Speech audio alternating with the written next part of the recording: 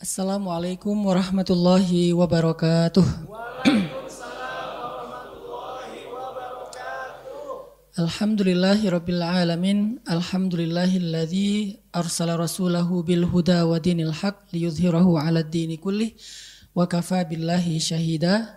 Segala puji dan syukur kepada Allah Subhanahu wa taala atas nikmat Allah mudahkan kita dalam banyak kebaikan. Dan Allah berikan kita kehidupan yang memudahkan kita untuk selalu dekat kepada Allah Subhanahu wa taala. Kita hidup di Indonesia dengan segala kemudahan dari Allah. Untuk dekat sama Allah itu mudah dibandingkan dengan saudara-saudara kita di tempat lain atau di negeri yang lain. Ada di antara mereka itu untuk dekat kepada Allah aja mereka harus menanggung ancaman, kesulitan dan berbagai macam ujian. Sedangkan kita di Indonesia alhamdulillah untuk mendekat kepada Allah dengan ibadah, dengan ta'lim sangat-sangat mudah. Ini perlu kita syukuri sehingga nanti Allah selalu menjaga kebaikan dan kemudahan ini untuk kita. Jadi jangan banyak mengeluh. Kalau kadang muncul keluh kesah dalam hidup kita atau dalam iman kita, coba bandingkan diri kita dengan orang lain yang lebih susah dari kita. Kadang ada orang yang ngeluh depan saya tentang Ustadz gimana nih negeri kita kayaknya kita gak mungkin bangkit, kayaknya Islam apa dan seterusnya. Saya bilang kita gak pernah hidup di zaman Mongol sih. Coba kalau kita dulu hidup di zaman Seljuk di masa kuat-kuatnya Mongol, dilanjutkan ke masanya Ottoman sampai masa Timur Leng tuh yang di Turki. Itu masa-masa kaum muslimin sangat berat menghadapi ujian dalam keimanan mereka. Anak perempuannya harus jadi budak, anak laki-lakinya juga jadi budak. Mereka harus membayar pajak 50% dari hasil penghasilan mereka, baik pertanian, perkebunan dan seterusnya. Pokoknya berat aja. Tapi mereka nggak berputus asa. Pada akhirnya muncullah kemudahan dan kemenangan-kemenangan yang Allah berikan kepada mereka. Di antaranya misalnya kayak kejadian Saifuddin Qutuz, perang Ain Jalut ya. Ain Jalut, Saifuddin Qutuz, Allah berikan kemenangan, kemudian mudah sebentar, lalu terjadi lagi ujian, mudah lagi dan seterusnya. Itu lebih berat daripada kehidupan kita hari ini. Hari ini kita belajar Islam dengan mudah, berislam dengan mudah, datang ke masjid dengan mudah, beribadah dengan mudah. Semua itu adalah anugerah dari Allah yang harus kita syukuri dan kita jaga, bahkan kita jadikan sebagai kesempatan kita untuk berlomba-lomba dalam kebaikan. Kemudian salawat dan salam kepada Rasulullah Sallallahu Alaihi Wasallam yang pastinya hubungan kita dengan beliau itu tidak akan pernah terputus sampai ke akhirat. Hari ketika hubungan suami istri, ayah dan anak itu terputus, ternyata hubungan dengan Rasulullah belum terputus karena masih ada syafaat Nabi. Yauma yafirrul mar'u min akhih wa ummihi wa abih wa sahibatihi wa banih likulli imri'im minhum yauma idzin sya'nun yughnih. Hari ketika seorang anak lari dari ayahnya, lari dari istrinya, lari dari ibunya, lari dari anaknya, lari dari temannya. Pada hari itu semua orang sibuk sendiri-sendiri, cuman satu orang yang sibuk mengurus orang lain, yaitu Rasulullah Sallallahu Alaihi Wasallam. Jadi kalau kepada orang tua aja kita sangat berusaha menyenangkan dan berbakti, maka harusnya kepada Rasulullah lebih dari itu dengan cara salah satunya berselawat kepada Nabi. Jangan bakhil, jangan kikir untuk selawat. Karena kita nggak sadar salawat kita yang mudah banget itu ternyata akan berpengaruh sangat besar. Bahkan di dunia, apalagi nanti di akhirat. Man shalla alayya salatan, sallallahu alaihi asyran. Siapa yang berselawat kepadaku 1 kali, Allah berselawat untuknya 10 kali. Salawat Allah untuk seorang hamba artinya ampunan dosa dan rahmat. Jadi jangan remehin, kalau kita mendengar nama Nabi disebutkan, maka katakanlah Allahumma sholli ala Sayyidina Muhammad. Teman-teman yang dirahmati Allah Subhanahu wa taala, marilah kita renungkan beberapa ayat Al-Quran sebelum kita membahasnya dalam nasihat-nasihat yang mudah-mudahan menjadi booster iman. Pertama, firman Allah di dalam surat Al-Baqarah ayat 148. Allah Subhanahu wa taala berfirman, A'udzu billahi minasy syaithanir rajim. Bismillahirrahmanirrahim. ولكل وجهة هو موليها فاستبقوا الخيرات أينما تكونوا يأتي بكم الله جميعا إن الله على كل شيء قدير. Surat Al-Baqarah 148. Kemudian di dalam surat Ali Imran 133 Allah Subhanahu wa taala berfirman, "Wasari'u ila maghfiratin min rabbikum wa jannatin 'arduha as-samawati wal ardu u'iddat lil muttaqin." Di dalam surat Al-Qiyamah Allah juga berfirman, "Was-sabiquna as-sabiquna ulaikal muqarrabun fi jannatin na'im thullatun minal awwalin wa qalilun minal akhirin." Shadaqallahul azim. Teman-teman yang dirahmati Allah Subhanahu wa taala, seperti yang disampaikan tadi oleh Kak Buni dan Kak Dika, bahwa pembahasan kita pada malam ini tentang bagaimana cara kita untuk membooster iman kita. Dalam kondisi iman itu memang selalu labil, dan kita tahu tentang iman yang yazid wa yanqus, bertambah dan berkurang itu, maka solusinya harus di-charging. Dan salah satu cara untuk mencharging iman adalah duduk dalam majelis ilmu. Majelis yang di dalamnya kita belajar iman, kita belajar ma'rifatullah, mengenal Allah, kita belajar, kalau bahasa saya yang paling gampang itu belajar melibatkan Allah dalam kehidupan kita. Karena kalimat ma'rifatullah, akidah, tauhid dan seterusnya adalah kalimat-kalimat yang mungkin perlu diterjemahkan agar kita faham maksudnya apa sih mengenal Allah itu. Apa maksud dari akidah dan tauhid? Apakah sekedar teori?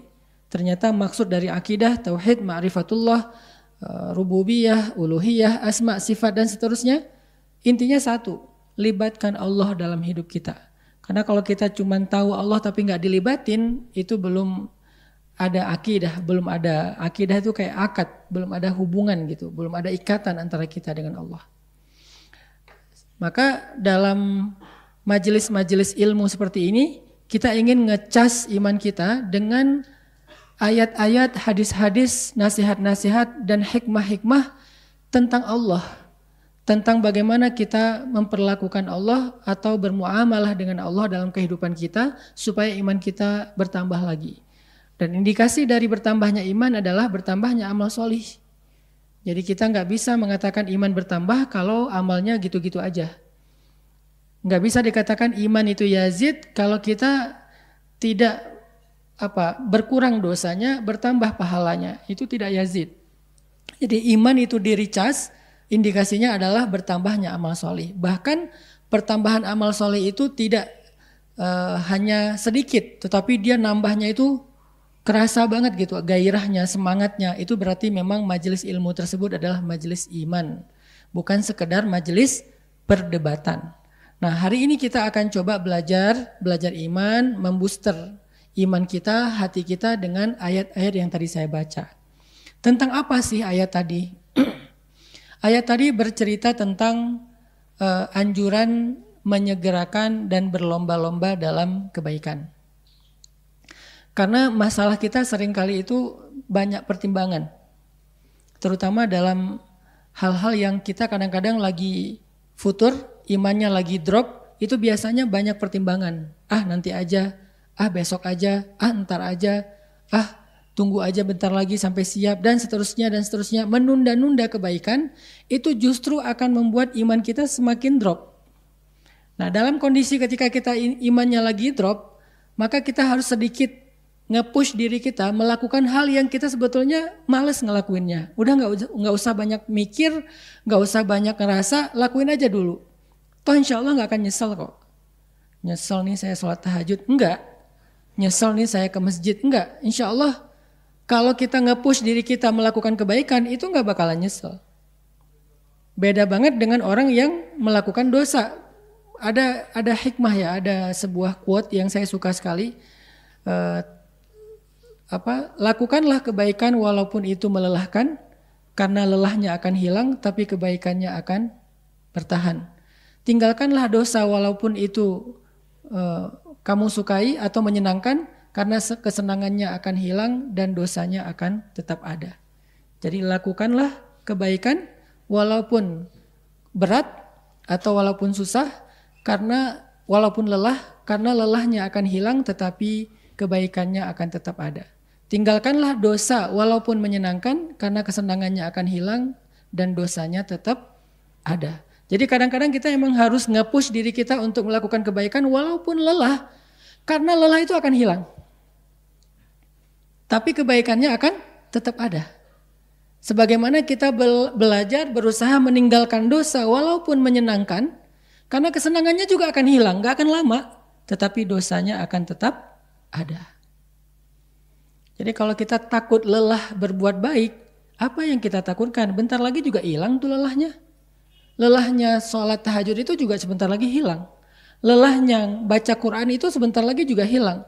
Lelahnya datang ke majelis ilmu bentar lagi juga hilang. Lelahnya kita sholat berjamaah bentar lagi juga hilang. Gak sampai seumur hidup kita lelah gara-gara beramal soleh itu nggak ada. Sebagaimana berbuat dosa, bentar lagi juga kesenangannya hilang kok. Nggak mungkin kita senangnya seumur hidup gara-gara berbuat dosa sekali, itu nggak mungkin. Jadi ada orang yang, maaf misalnya, dosa paling gampang, berbohong lah. Dosa yang paling gampang dilakukan itu berbohong misalnya. Hanya untuk sekedar mengalihkan isu atau menghindar dari sebuah pertanyaan atau apapun lah maksud kita untuk memudahkan urusan kita, maka kemudahan itu akan hilang dalam waktu yang sekejap. Muncullah keburukan dan kesusahan setelahnya yang mungkin akan lama waktunya. Apalagi dosa yang lebih besar daripada itu. Ketika kita berbuat dosa, kesenangannya sebentar. Misalnya seorang akhwat, seorang cewek dance di depan layar, posting di TikTok. Berapa lama sih dia akan menikmati itu? Nggak lama. Begitu viewsnya kecil, bergantilah kesenangan dance tadi dengan kekecewaan. Kok cuman segini sih, udah capek-capek ngedit, pakai filter berlapis-lapis, hasilnya gini doang gitu kan ya. Nah artinya tinggalkanlah dosa walaupun menyenangkan. Ini berlaku juga buat saya sendiri karena kita nggak mudah juga melakukannya semampu kita. Tinggalkanlah dosa walaupun itu menyenangkan, karena kesenangannya akan hilang dan dosanya akan tetap ada. Lakukanlah kebaikan walaupun itu melelahkan, karena lelahnya akan hilang sedangkan kebaikannya atau kebahagiaannya akan tetap ada. Ini quote yang saya suka sekali, saya sampai udah lama banget ya sampai lupa siapa sih yang ngomong kayak gini, kok hikmah sekali gitu. Maka malam ini saya pengen ngajak kita merenungkan ayat-ayat, hadis, kisah, nasihat tentang menyegerakan kebaikan dan berlomba-lomba dalam kebaikan, terutama saat kita dharra, saat kita sedang susah, saat kita sedang dalam keadaan males, saat kita dalam keadaan mager, pengennya santai-santai aja, nggak mau ngelakuin apa-apa. Nah ini kita harus coba nge-push diri kita tanpa berpikir panjang, tanpa banyak pertimbangan, lakuin aja dulu. Selama itu masih wajar, insya Allah kita nggak akan nyesel. Ayatnya tadi yang pertama kita membaca di dalam surat Al-Baqarah ayat 148. Ayat ini sebetulnya lagi menyindir orang Yahudi yang suka sekali berdebat. Jadi orang Yahudi itu memperdebatkan tentang masalah kiblat. Dulu ketika kaum muslimin sholat menghadap kiblat yang sama dengan mereka, yaitu ke Masjidil Aqsa, mereka suka berdebat tentang mana agama yang benar. Kalau agama Islam yang benar, kenapa ikut-ikutan agama Yahudi? Kalau agama Yahudi yang benar, kenapa orang Islam mengklaim Nabi mereka adalah Nabi penutup dan menyempurnakan agama Yahudi dan seterusnya. Kalau emang menyempurnakan, kenapa tuh kiblatnya ikutan agama yang disempurnakan? Debat aja, tapi sholat enggak. Akhirnya pindah kiblat. Karena kaum muslimin merasa berat hati dengan hinaan orang Yahudi, Nabi juga merasa enggak nyaman, akhirnya Allah pindahkan kiblat dari Masjidil Aqsa ke Masjidil Haram. Setelah kiblat pindah, orang Yahudi ngomong lagi, debat lagi. Kalau emang agamanya benar, ngapain sih pelin-pelan? Kalau udah benar ke Masjidil Aqsa, ya udah Masjidil Aqsa aja, nggak usah rubah-rubah. Kayaknya Islam ini pelin-pelan deh, syariatnya nggak benar deh, dan seterusnya. Kalau emang sholat ke Masjidil Aqsa itu yang benar, maka mulai sekarang sholatnya orang Islam itu nggak sah. Kalau sholat ke Masjidil Haram itu yang benar, berarti selama ini sholat mereka ke Masjidil Aqsa nggak sah. Kan bingung ya? Wah, kaum muslimin bingung lagi nih. Aduh, gimana ya Rasulullah? Berarti selama ini sholat kita nggak benar dong ke Masjidil Aqsa. Yang benar sekarang nih ke Masjidil Haram. Muncullah ayat walikulli wijhatun huwa muwalliha. Kemanapun arahnya, itu bukan itu intinya. Intinya adalah fastabiqul khairat. Udah sholat belum? Sholatnya udah benar belum? Kalau udah benar udah ditambah belum dengan rakaat-rakaat sunnahnya? Udah ditambah belum dengan bacaan-bacaan yang lebih daripada sekedar 1 ayat 2 ayat? Fastabiqul khairat, intinya ayo berlomba-lomba dalam kebaikan, bukan memperdebatkan arah mana yang benar antara Aqsa atau Makkah, antara mazhab A dengan mazhab B dan seterusnya, antara yang kunut dengan yang tidak, antara yang salawatnya pakai sayyidina atau yang tidak sayyidina, antara yang tarawihnya 11 apa 23, antara yang pakai sarung atau pakai jubah. Bukan itu intinya. Intinya fastabiqul khairat, dan kita udah harus meninggalkan hal-hal yang enggak produktif kayak gitu. Sekarang intinya bukan tentang geng mana kita dalam perpolitikan di Indonesia. Sekarang kita adalah masanya, karena ini masih jauh dari tahun politik, kecuali bagi para politikus mereka selalu merasa dekat ya. Kalau kita sih masih jauh sih, 2024 masih 2 tahun lagi buat kita, bukan itu intinya. Sekarang intinya kita udah fastabiqul khairat enggak untuk membangun Indonesia? Masa dari tahun 2019 sampai 2024 masih aja AB, kubu A dan kubu B dan seterusnya. Terus kapan bangun Indonesianya? Kapan kita berkaryanya dengan masing-masing kapasitas kita? Ya, atlet berkarya sebagai atletnya, pengusaha berkarya sebagai pengusahanya, orang sosial berkarya dengan proyek-proyek sosialnya, para dai berkarya dengan nasihat-nasihat dan dakwah programmingnya. Berkarya aja udah fokus fastabiqul khairat, sehingga kita nggak habis energi untuk hal yang tidak produktif. Ini sebuah nasihat yang penting sekali dalam keislaman kita. Karena dulu para sahabat hampir terbawa dengan gaya orang Yahudi yang debat siang malam, amalnya sedikit. Sehingga Allah dan Rasulnya nggak rela kaum muslimin mengimpor budaya ini, budaya berdebat, budaya sibuk saling menyalahkan, tapi tidak beramal apa-apa. Muncullah ayat ini, walikulli wijhatun huwa muwalliha fastabiqul khairat aynama takunu ya'ti bikumullahu jami'a innallaha ala kulli syai'in qadir. Jadi udah nggak usah debat tentang mana arah yang paling benar. Dari manapun Allah maha mendatangi kalian. Allah maha menghitung amal kalian. Yang paling penting fastabiqul khairat. Sama seperti orang Yahudi memperdebatkan berapa jumlah ashabul kahfi. Sayaquluna thalathatur rabi'uhum kalbuhum. Ada yang bilang 3, 4 dengan anjingnya. Wa yaquluna khamsatun sadisuhum kalbuhum rajman bil ghaib. Ada yang bilang 5, 6 dengan anjingnya dengan cara nebak-nebak yang mereka enggak tahu. Wa yaquluna sab'atun wa thaminuhum kalbuhum. Ada yang mengatakan 7 dan 8 dengan anjingnya. Katakanlah Allah lebih tahu jumlahnya. فَلَا تُمَارِ فِيهِمْ إِلَّا مِرَاءً ظَاهِرًا وَلَا تَسْتَفْتِ فِيهِمْ مِنْهُمْ أَحَدًا. Janganlah kamu mendebat mereka tentang hal-hal yang tidak terlalu berdampak kepada amal solihmu. Dan janganlah kamu meladeni mereka tentang jumlah-jumlah yang kamu tidak tahu. Intinya janganlah tumari fihim illa mira'an zahira, kecuali yang hal-hal yang mungkin sederhana aja, nggak usah terlalu dalam. Yang tampak-tampak aja nggak usah terlalu diulik-ulik karena itu tidak berdampak kepada amal solih. Siapa nama anjingnya? Jenis apa? Kan anjing sekarang banyak ya peliharaan anjing tuh. Yang lucu-lucu yang kecil atau yang gede yang galak itu atau yang banyak bulunya. Jenis apa sih anjing Ashabul Kahfi? Nyari terus baca buku ini, cari di Google, cari di YouTube. Oh saya nemu nih. Di mana Ya'juj Ma'juj dikurung? Kan banyak tuh hal-hal kayak gini kan cukup kontroversi dan akhirnya jadi rame kan di sosmed nyari Ya'juj Ma'juj. Oh ada tuh yang katanya apa dinding dilihat oleh seorang turis terekam kamera kebuka pas kelihatan terus tutup lagi. Itu tuh Ya'juj Ma'juj. Ada yang bilang lagi temboknya Zulkarnain itu adalah tembok Cina. Wah, dengan beragam interpretasi yang tidak berdampak kepada amal solih. Akhirnya terjebak di dalam budaya orang Yahudi yang dikenal dengan istilah Israiliyat. Apa itu Israiliyat?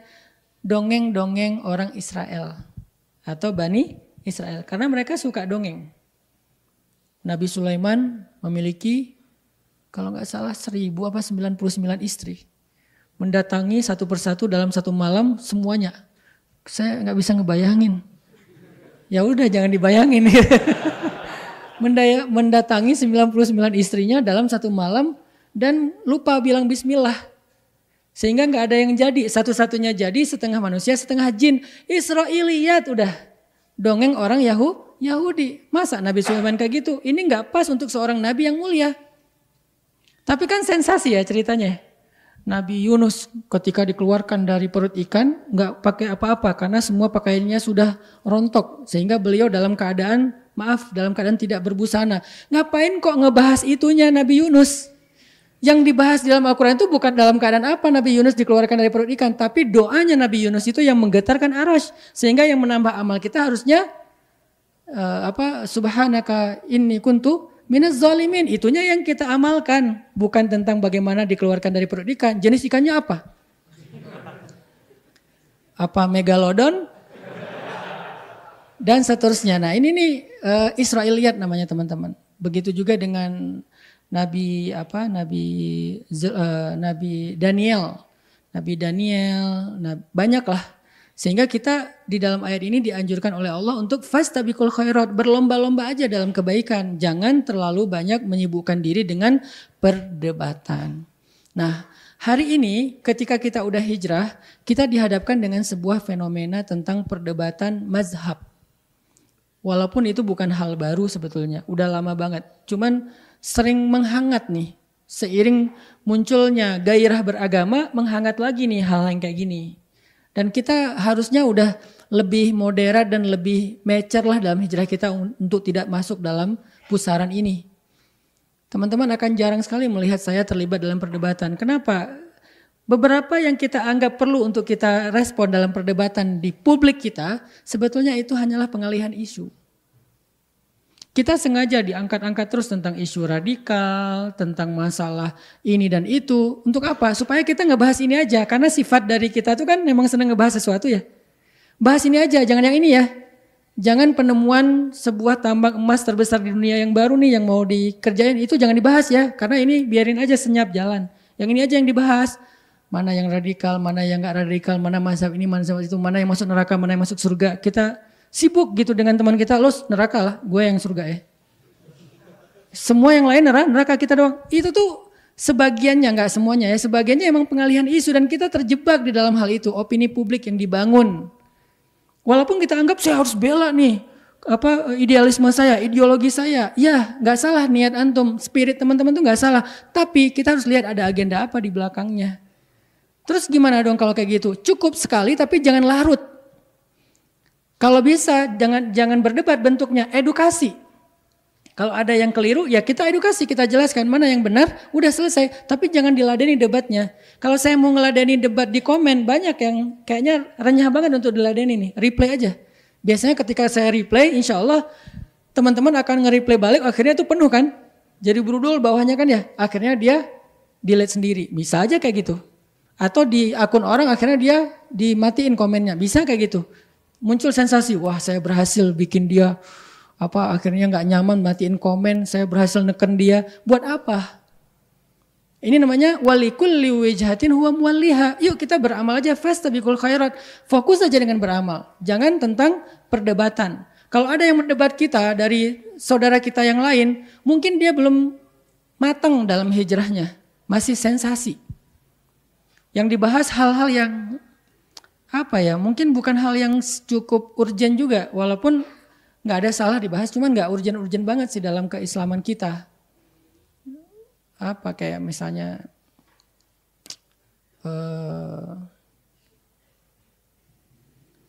banyak banget lah, mungkin masalah-masalah sepele kayak memakai tasbih, hukum memakai tasbih, hukum apa, sampai kadang-kadang saya pernah baca, kok ini dibahas sih, ini sebetulnya apa sih untungnya ngebahas ini, ada yang kayak gitu-gitu. Nah kita nggak usah terlibat, kita fokus aja fastabiqul khairat. Setelah kita hijrah, kita jangan terbawa kepada arus perdebatan, sehingga mengukur idealisme seseorang itu dari sengitnya dia berdebat. Bukan itu indikasi seseorang itu idealis.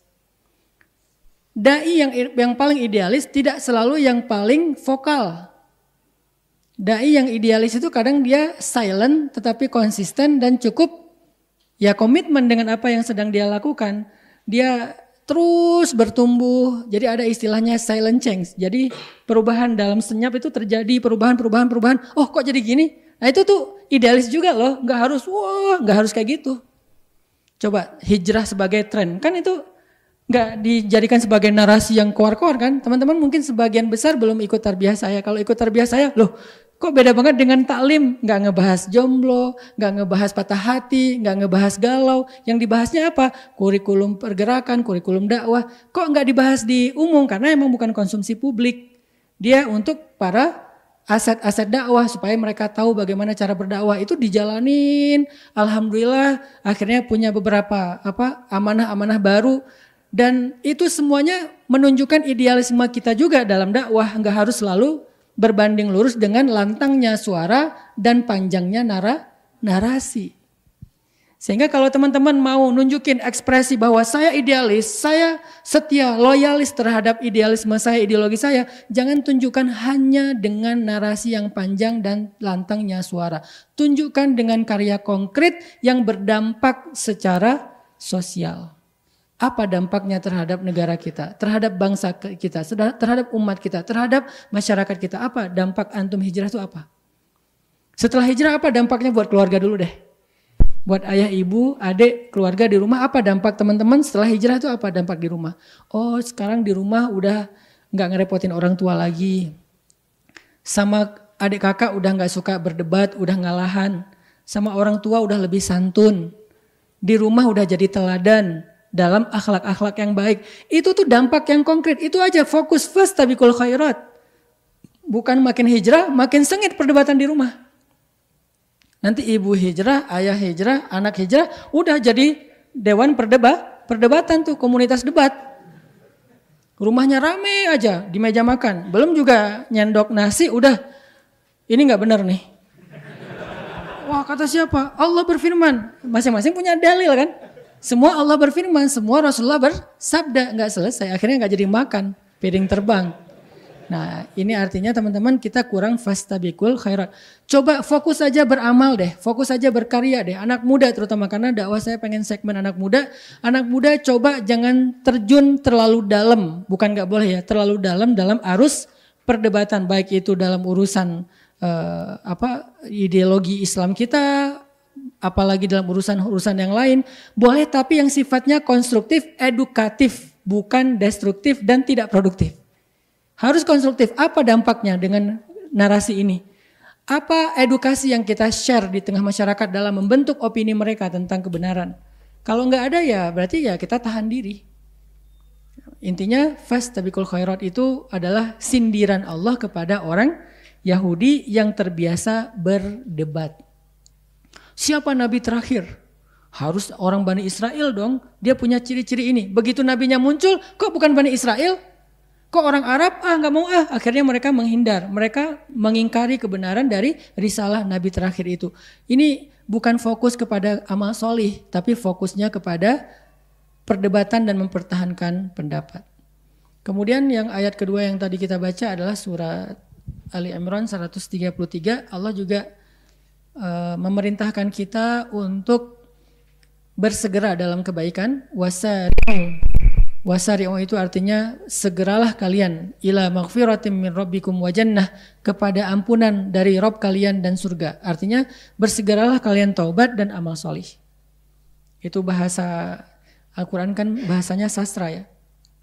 Wasari'u ila maghfiratin min rabbikum, bersegeralah kalian kepada ampunan dari Rabb kalian. Maksudnya segera taubat.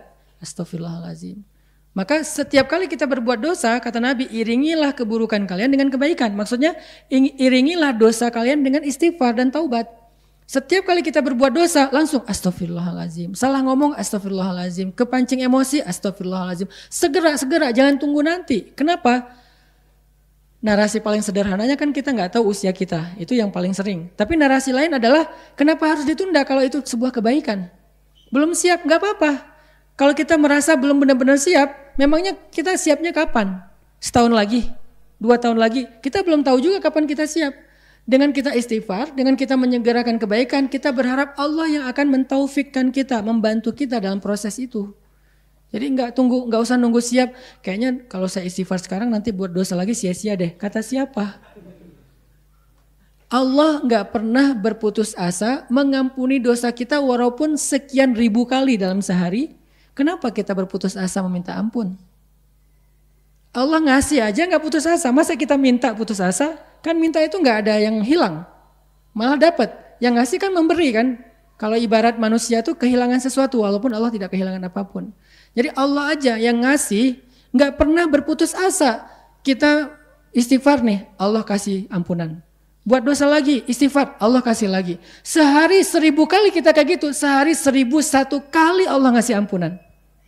Terus apa masalah kita untuk gak minta ampun? Gak enak sama Allah, Allah aja enak. Kita yang kegeeran ngerasa kayak gimana gitu ya. Kayaknya kita memperlakukan Allah kayak gimana, enggak. Kecuali kita gak serius minta ampunnya. Istighfar aja dulu, kan Allah mah seneng kayak gitu. Jangan, jujur, walaupun lemah. Mending jujur lemah daripada main-main. Astagfirullahalazim. Tapi gak serius, mending astagfirullahalazim. Udah gitu berbuat dosa lagi, lemah kan? Astagfirullahalazim. Dosa lagi, astagfirullah. Segitu-gitunya 1000 kali sehari, Allah tetap ampuni teman-teman. Dan yang dilihat adalah husnul khatimah. Yang mana yang paling akhir? Makanya ada doa, waj'al khaira a'mali khawatimah, ya Allah jadikanlah sebaik-baik amalku yang penutup. Makanya kata Allah, wasari'u ila maghfiratim min rabbikum. Insyaallah kita lanjutkan setelah sholat isya. Barakallahu fikum. Teman-teman yang dirahmati Allah Subhanahu wa taala, kita lanjutkan pembahasan tentang berlomba-lomba dalam kebaikan dan bersegera dalam kebaikan.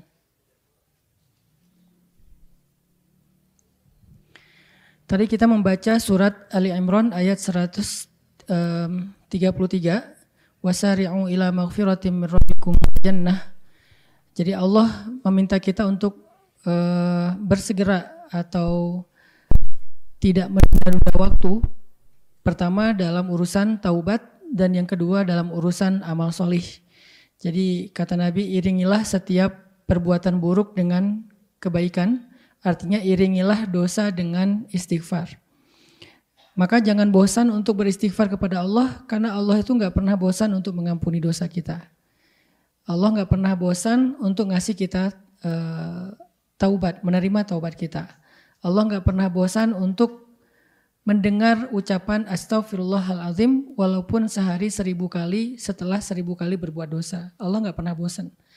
Jadi jangan sampai kita berputus asa dengan merasa tidak pantas untuk bertaubat dan beristighfar setelah sekian kali kita mengulangi kesalahan yang sama karena kelemahan kita, bukan karena kita mempermainkan Allah.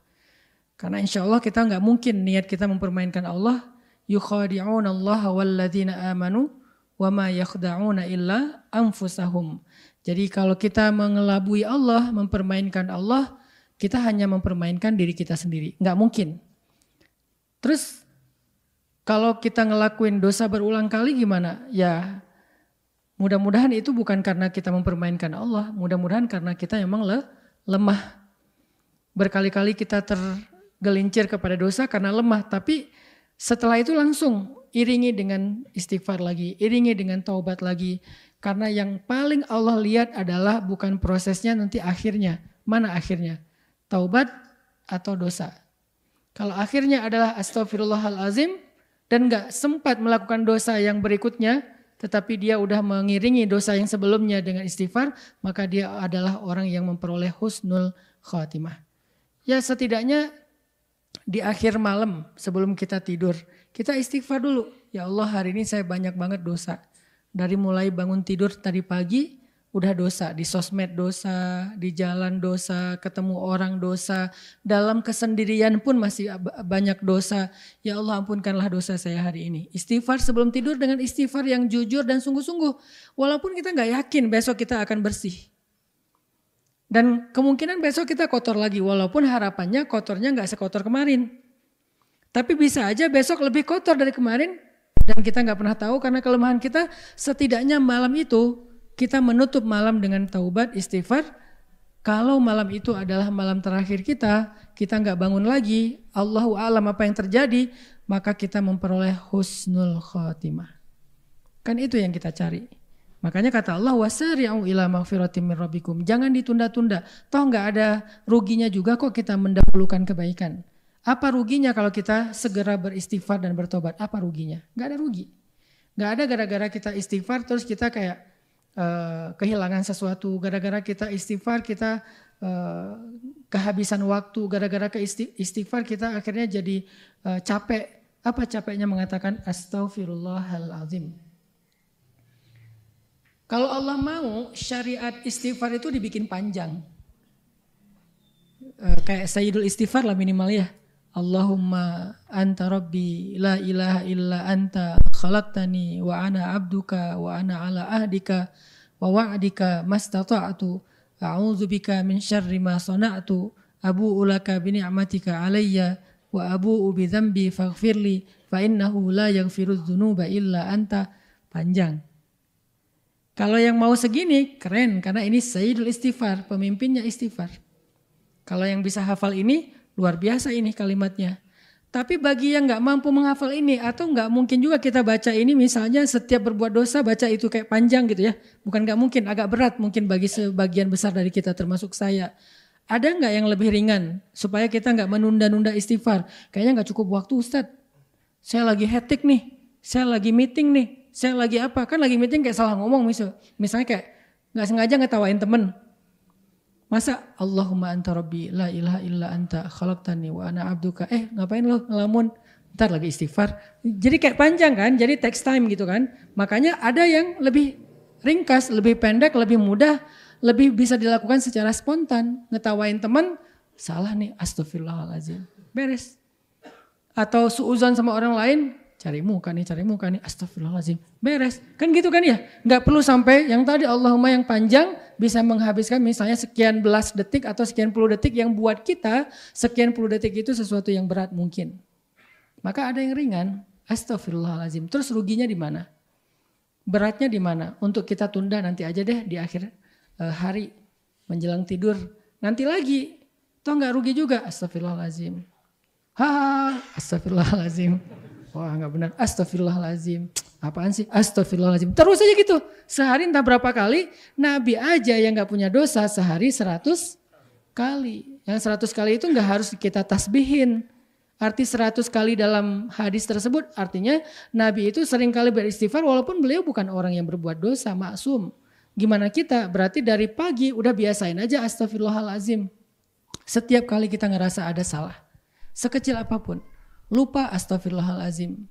Karena tidaklah lupa itu wa ma ansanihu illa syaitanu an adzkurah. Biasanya sebabnya karena syaitan. Akhirnya bikin kita lupa terhadap satu kebaikan. Sama pasangan, sama anak, sama orang tua, sama siapapun di jalan, klakson kepanjangan astagfirullahalazim. Apa mungkin sebel sama orang akhirnya disalip terus senggol dikit bagian belakang kendaraan, astagfirullahaladzim. Atau apalah, di jalan kan banyak banget dosa kita tuh. Sekarang orang kalau misalnya nggak kayak gitu, ya kejadianlah hal yang aneh kayak sekarang tuh. Gebukin orang di jalan lah, apalah, main hakim sendiri lah. Belum tentu juga itu begal, belum tentu juga itu tabrak lari, bisa jadi itu adalah modus baru dan seterusnya. Ya udah, banyak-banyakin istighfar. Biasanya setelah istighfar Allah kasih kita tuma'ninatul qalb. Karena kenapa? Ala bidzikrillahi tatma'innul qulub. Bukankah dengan mengingat Allah hati jadi tenang? Biasanya kalau udah tenang, emosi lebih reda tuh. Istighfar. Aneh aja kita negara muslim terbesar di dunia, tapi kejadian-kejadian di jalan itu bikin kita malu dengan negara-negara non-muslim, tapi mereka lebih elegan, lebih baik perilakunya di jalan, nggak kayak kita. Minta maaf, ngasih respect ke orang lain yang ngasih jalan, ngasih jempol, kalau dia ngasih jalan buka kaca, makasih atau apa. Itu kan di luar orang udah biasa kayak gitu, jarang banget pakai klakson. Di kita kan klakson hobi ya. Kayaknya kalau sehari nggak pakai klakson rasanya gimana gitu ya. Kayak ada yang garing, apa yang kurang ya? Oh klakson. Kenapa klakson jadi hobi? Mungkin di kita klakson juga bisa jadi alat untuk silaturahmi. Tirit, tirit. Klakson gitu kan, oke lah nggak apa-apa lah. Tapi kayak kadang-kadang jadi kepanjangan juga. Karena kebiasaan klakson atau main ngedim misalnya kayak gitu. Bukan ngedim lagi sih, itu mah udah nyemprot. Biar orang tahu kalau dia punya lampu yang LED. Dari tol itu jarak setengah kilo udah terang banget gitu. Sampai kita juga jadi halu ya. Ini saya di mana, di negeri yang alam beda atau apa? Masih di dunia enggak nih? Kan biasa kalau dipindah alam tuh tiba-tiba terang gitu kan. Wah ini kayak pindah alam, ternyata ada yang pakai lampu LED. Intinya sih banyaklah kesalahan kita dalam sehari teman-teman. Udah istighfar aja yang banyak. Salah ngomong, salah respon, salah apa. Istighfar. Wasayang. Kemudian wajannah itu artinya bersegera juga berbuat baik. Berbuat baik itu gak susah. Kalau dalam bentuk ibadah, kata Nabi kalimatan khafifatan alal lisan, saqilatan fil mizan, habibatan ilar rahman, subhanallahi wa bihamdih, subhanallahil azim. Ada dua kalimat sangat ringan diucapkan dengan lisan, tapi berat banget di timbangan kebaikan dan Allah sangat menyukai kalimat itu. Allah yang Maha Rahman suka dengan kalimat itu. Apa? Subhanallahi wa bihamdi, subhanallahil azim. Kebalik nih, subhanallahil azim wa bihamdi tetap dapat kebaikan yang luar biasa. Jadi cuman sekedar nih saya ngomongin kayak gini teman-teman langsung komat kamit. Subhanallah wa bihamdi, subhanallahil azim. Udah dapat. Ngapain nunggu nanti coba? Pada diam? Jangan diam, ngomong langsung. Subhanallah wa bihamdi, ngapain? Oh iya. Oh iya. Ngapain sih kayak gitu? Udah aja langsung ngomongin subhanallah wa bihamdi subhanallahil azim. Kan bisa gitu ya. Itu artinya kita gak spontan untuk wasari'u. Saya lagi bilang misalnya istighfar. Udah langsung komat kamit. Astagfirullah, astagfirullah. Tulisan kalau udah komat kamit. Oh berarti itu wasari'u. Tapi kalau oh gitu. Sampai beres kajian jam 8:30. Pulang ke rumah jam 9. Udah berapa jam tuh ditunda tuh. Itu maksud yang tadi langsung praktek. Jadi apa ya, call to actionnya itu ya langsung direspon. Jangan, oh Masya Allah ya, luar biasa. Mending sih ada kata Masya Allah, tapi bagus juga ya. Menarik nih kajian. Banyak kalimat narasi yang bisa seharusnya diganti dengan Subhanallah wa bihamdi, astagfirullahaladzim, udah keganti tuh. Tapi kita menggunakan narasi yang lebih panjang. Apalagi sampai muncul kalimat celaan dan seterusnya kalau kita di luar masjid. Astagfirullahaladzim dan Subhanakallah wa bihamdi, subhanallahil azim. Dan banyak lagi kalimat-kalimat lain yang zikirnya ringan tetapi bernilai besar di sisi Allah. La haula wala quwata illa billah. Kata Nabi itu kayak kanzun. Kanzun itu kalau di kita itu barang tambang ya, kanzun itu. Sesuatu yang ditemukan dari bawah tanah itu namanya kanzun. Yang tersimpan, yang terkubur, yang harus dicari, susah dapatnya. Tapi kalau udah dapat berharga banget, mahal. Itu namanya kanzun. Siapa yang mau punya tambang? Saya punya cita-cita seru ya kalau jadi pemilik tambang, jadi pengusaha tambang gitu kan. Tambang batu bara, tambang nikel, tambang apa, tambang ini, tambang itu, paling ininya tambang emas misalnya. Saya punya tambang, kan gaya tuh. Naiknya Range Rover. Biasanya kan pemilik tambang naik itu tuh. Kalau kita pengen jadi pemilik tambang, ada caranya apa? La haula wala quwata illa billah, itu tambang. Di mana tambangnya? Kata Nabi, kalimat itu Allah simpan di bawah arasy. Itu kalimat yang Allah simpan di bawah arasy. Dan gak sembarangan orang dapat itu. Artinya kalau kita pengen punya satu tambang di bawah arasy Allah langsung. Agak ini ya.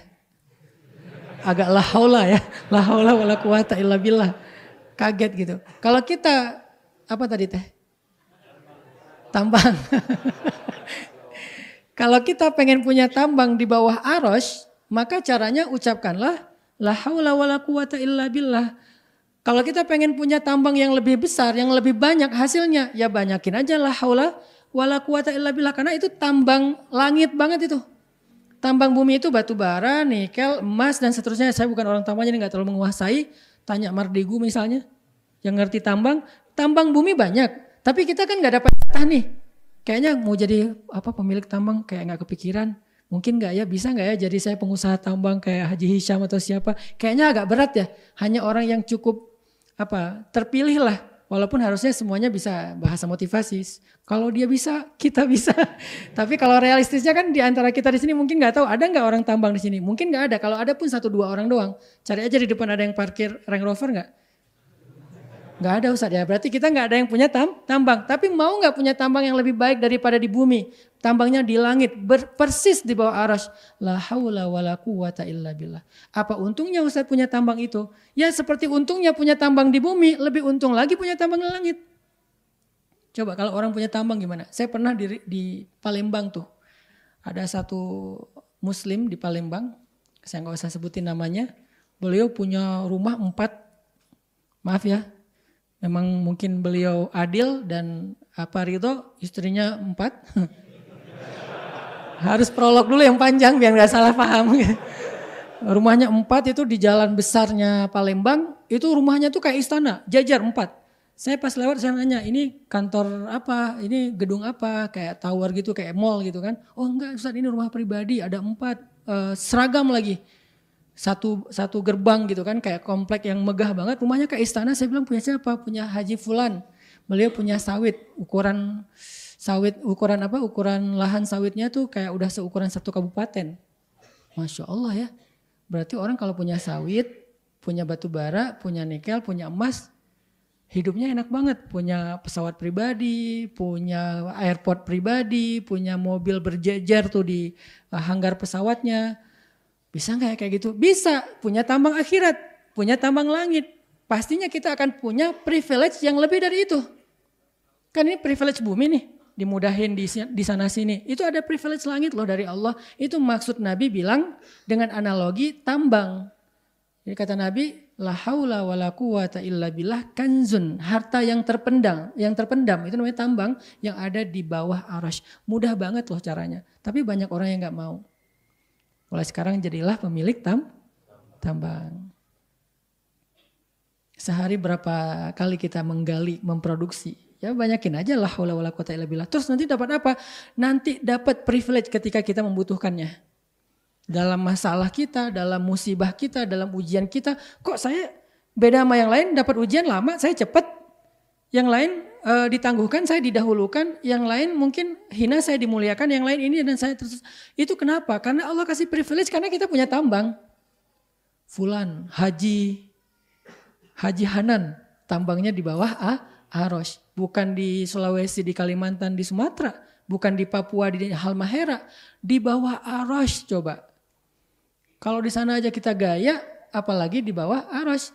Dan terkenalnya bukan di bumi, terkenalnya di langit. Tuh yang pemilik tambang di bawah arasy itu tuh, yang paling gede tuh. Kan arasy lebih luas daripada langit-langit dan bumi. Bahkan lebih luas daripada surga-surga. Di mana surga-surga lebih luas daripada langit dan bumi. Luas banget udah jangan berpikir kalau semuanya kayak gitu Ustaz udah sempit dong tambangnya. Kata siapa? Emang tambang di arasy itu, tambang di langit itu seperti di bumi yang kecil. Tambang di bumi yang kalau kita dilihat di peta itu setitik doang, ternyata di Papua segede itu udah bikin orang dapat privilege hidup seluar biasa ya. Gimana tambang di langit? Belum ke Afrika, belum ke Arab dengan tambang minyaknya. Ini nggak ada apa-apanya. Bumi itu dilihat dari luar angkasa setitik. Dia Arasy itu tambahnya lebih gede. Yakin teman-teman bakalan dapat privilege di dunia dan di akhirat. Yang paling kita butuhin sebetulnya nanti di akhirat. Begitu bangkit dari kubur, bangkit sebagai pemilik tambang. Mau bangkit sebagai pemilik tambang? Beda bangkitnya. Ya. Kalau yang nggak punya tambang, ngeringkuk aja ya.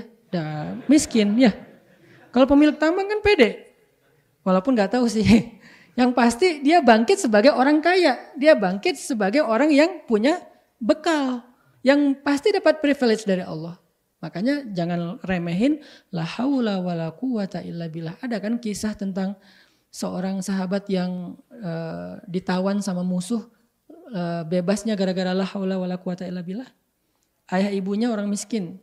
Musuh minta tebusan terhadap anaknya yang ditawan, kalau enggak akan dibunuh besok.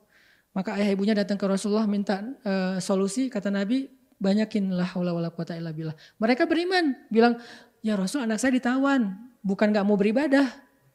Tapi mereka tahu bahwa yang dikasih Nabi itu pasti berefek dalam hidupnya di dunia dan di akhirat.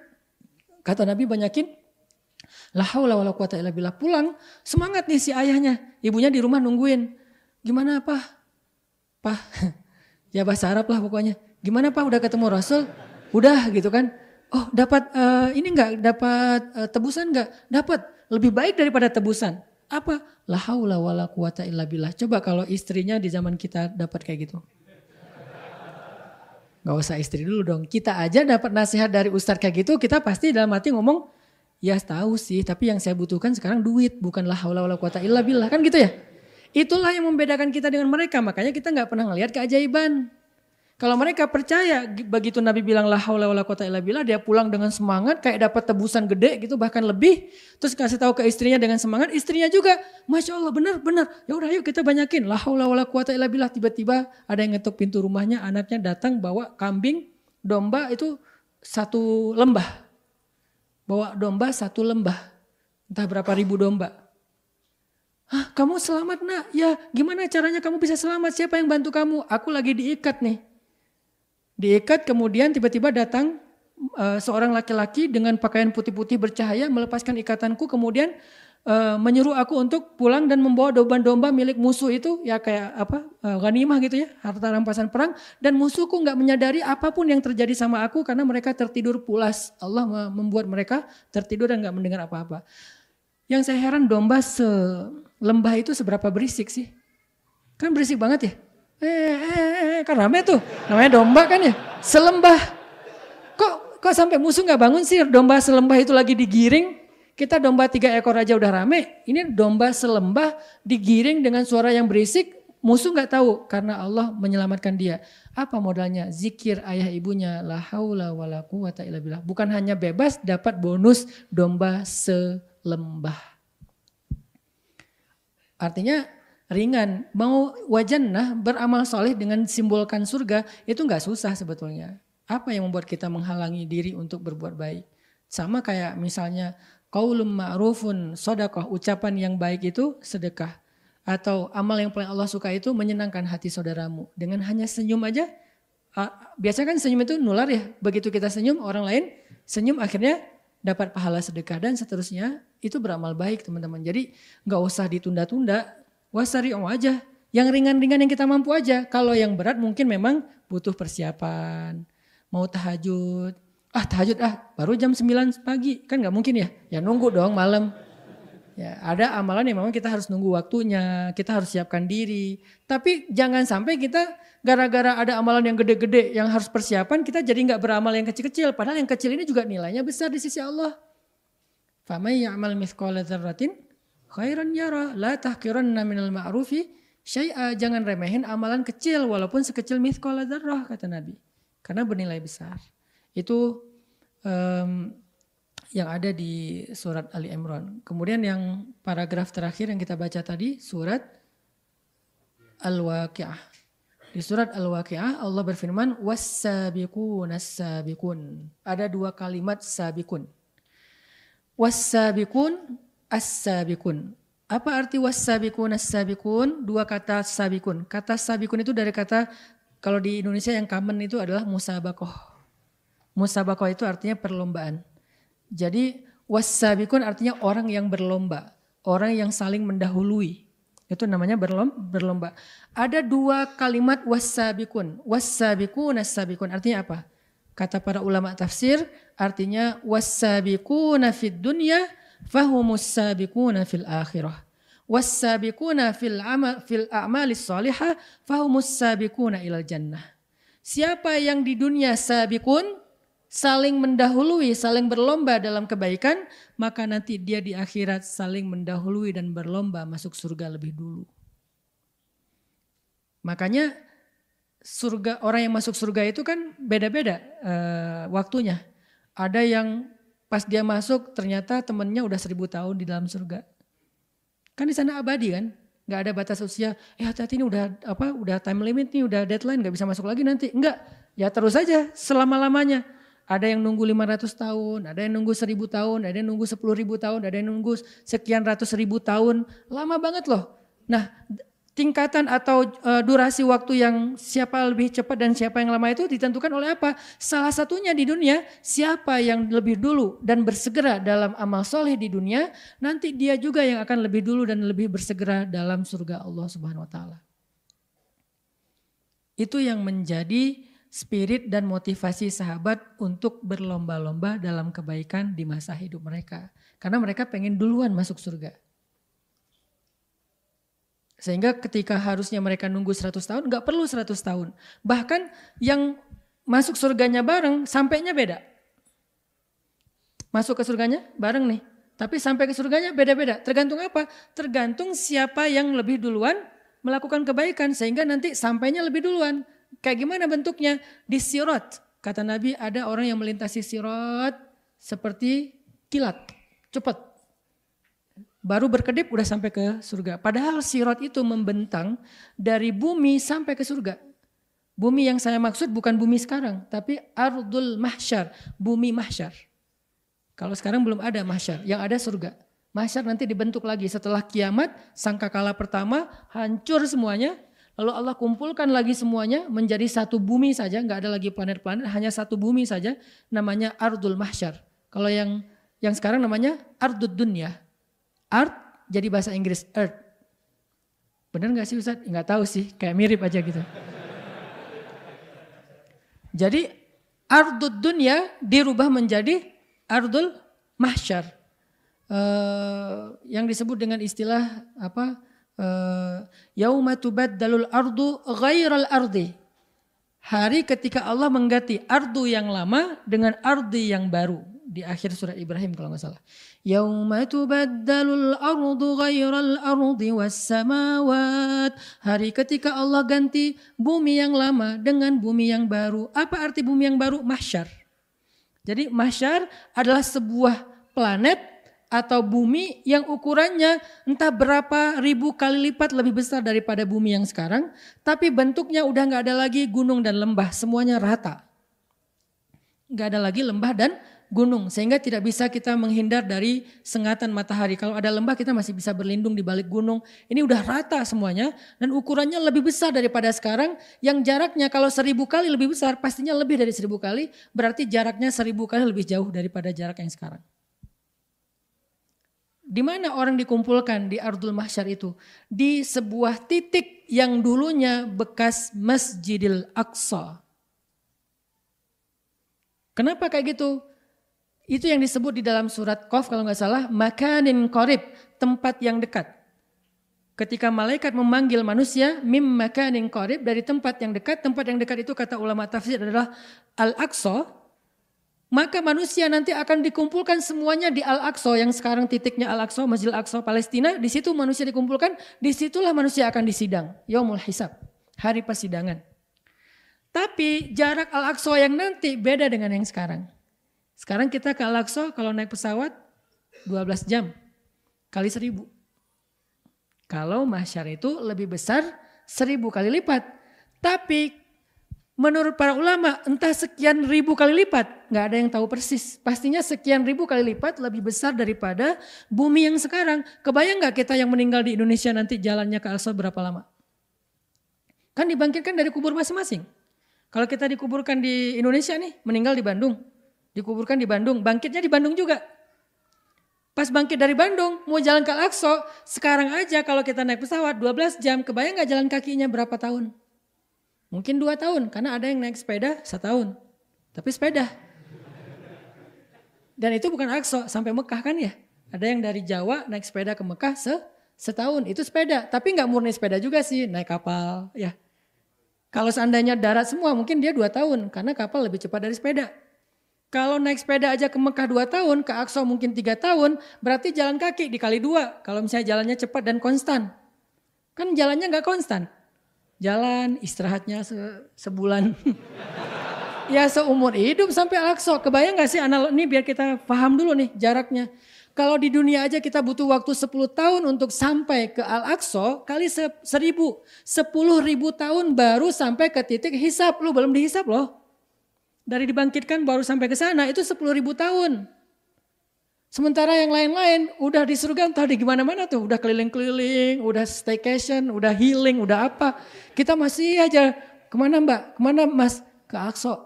Ke Aqsa baru berapa lama? Baru juga 1.000 tahun. Baru 1.000 tahun. Karena jaraknya 10.000 tahun. Kalau jalan kaki, nggak bawa bekal. Gimana kalau bawa bekal?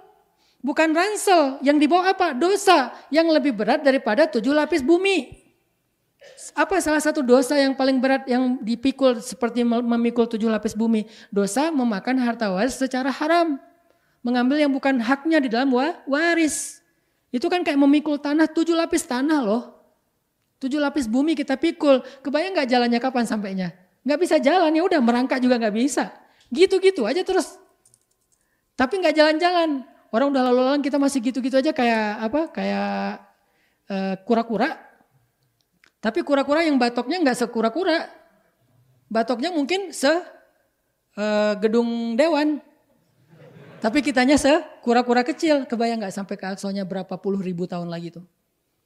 Itu kondisi di akhirat di padang mahsyar teman-teman. Terus yang bikin cepat apa? Wasabiqun. Orang yang di dunia sabiqun. Nanti di padang mahsyar sabiqun. Lebih dulu. Ninggalin yang lain. Cepat. Karena hari itu kita gak sempat mikirin yang lain. Mikirin diri sendiri dulu. Kalau udah selamat baru mikirin yang lain. Biasanya udah masuk surga, keluar lagi tuh. Mana saudara saya?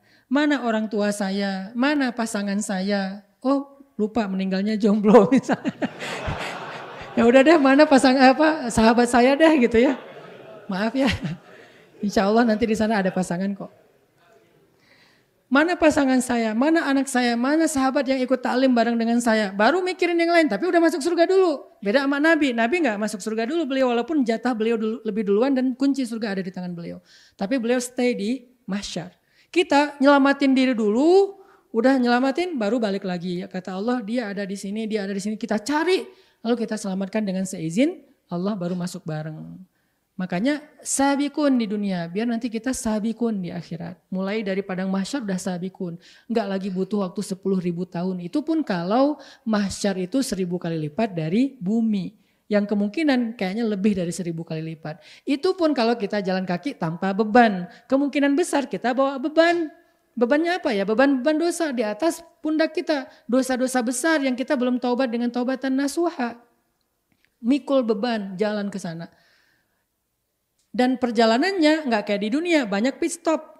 Yang di dunia kita bisa transit, yang di dunia kita bisa numpang, nginap di hotel, nginap di rumah teman dan seterusnya. Nggak ada tempat pemberhentian, jalan terus dan nggak ada bekal, nggak bisa minum, nggak bisa makan dalam keadaan lapar dan haus. Kebayang nggak tenaganya kayak gimana? Lemah banget. Benar-benar hari yang sangat susah hari itu tuh. Hari yang sangat susah. Nggak ada kesusahan di dunia yang setara dengan kesusahan di akhirat, nggak ada. Sesusah-susahnya hidup di dunia itu mah receh dibandingkan kesusahan di akhirat. Sehingga apa yang bisa bikin kita nanti mudah? Wasabiqun as-sabiqun. Itulah yang difahami sahabat, makanya mereka berlomba-lomba dalam kebaikan. Itu baru sampai ke Aqsa, titik makanin qarib untuk hisab. Dihisab di Aqsa, hisabnya juga beda-beda. Ada yang hisapnya lama, ada yang hisapnya cepat. Siapa yang dapat hisap yang cepat yang gak ditanyain satu persatu. Karena amalan kita itu ditanya lebih detail daripada audit apapun di dunia. Kita diaudit aja lama banget. Audit keuangan, atau mungkin lebih ke pengadilan di dunia kan lama banget ya, berkali-kali datang ke pengadilan, belum beres, balik lagi, minggu depan datang lagi. Hanya kadang-kadang masalah sepele atau seorang suami istri ketika istrinya menuntut untuk fasakh atau khulu, minta cerai, itu kan pengadilannya aja berkali-kali sampai keluar surat cerai dari pengadilan agama misalnya. Itu aja ribet, baru satu kasus. Kebayang nanti di akhirat kasus kita sejak kita baligh usia 10 tahun udah mulai ditanya tuh. Satu hari mungkin hisabnya bisa sekitar 1 tahun lebih. 1 hari doang. Karena dalam 1 hari 24 jam itu entah apa aja dosa-dosa yang kita lakukan. Belum lagi dengan orang lain. Orangnya mana sekarang? Datangin dulu orangnya. Jadi saksi dulu. Debat dulu. Saling hujat dulu. Saling menuntut dulu dan seterusnya. Panjang. Terus siapa yang dimudahin hisabnya? Sehingga gak perlu pengadilan sepanjang itu dan langsung diputuskan dia bebas. Bahkan bukan hanya bebas, dapat ganti rugi. Bukan hanya dapat ganti rugi, dapat kebaikan. Siapa? Was-sabiquna as-sabiqun. Di dunia penentuannya. Gak bisa lagi nanti di akhirat kita beramal soleh. Di dunia sekarang. Begitu dengar hayya 'alas shalah,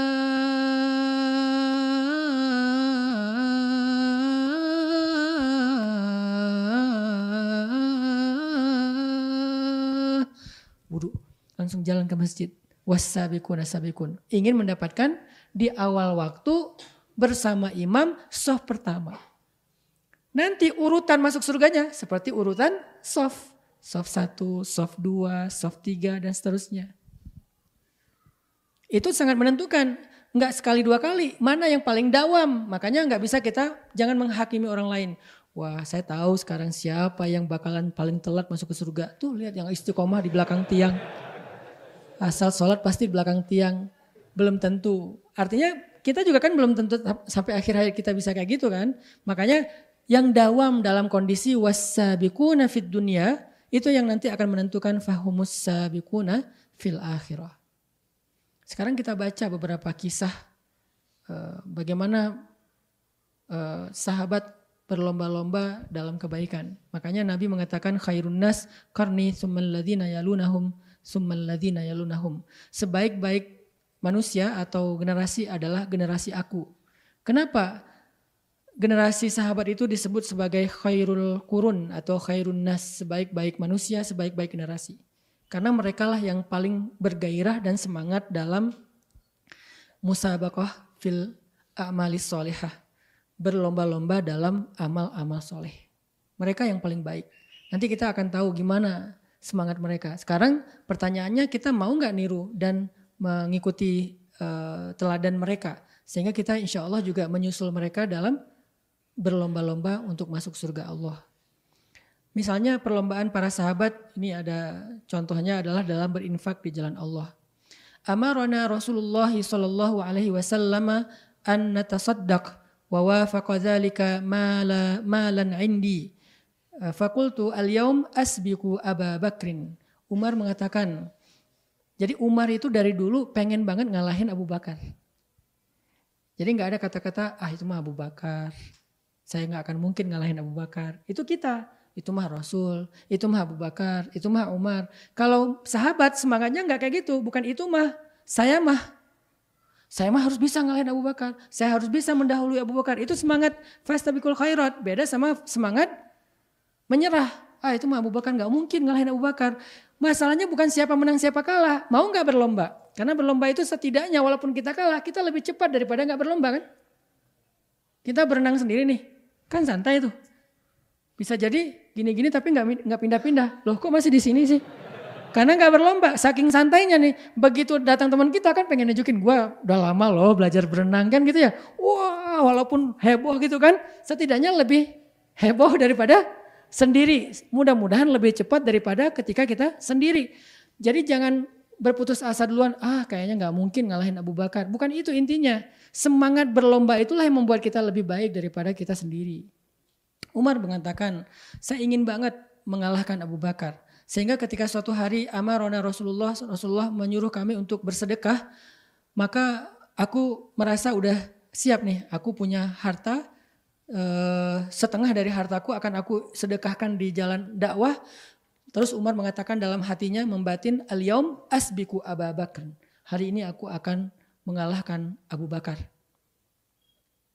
Kemudian faji'tu binisfi mali, maka Umar bilang aku datang membawa setengah dari hartaku. Faqala li Rasulullah berkata kepadaku, ma abqaita li ahlika ya Umar? Apa yang engkau simpan untuk keluargamu hai Umar? Qultu mithlah, sama dengan yang aku berikan. Jadi yang aku berikan segitu, yang aku tinggalkan di rumah segitu. Jadi setengah-setengah. Tiba-tiba ata Abu Bakrin bikul lima indahu. Tiba-tiba datanglah Abu Bakar membawa harta yang gak terlalu banyak. Umar dalam hati mengatakan, nah aku ngalahin Abu Bakar nih.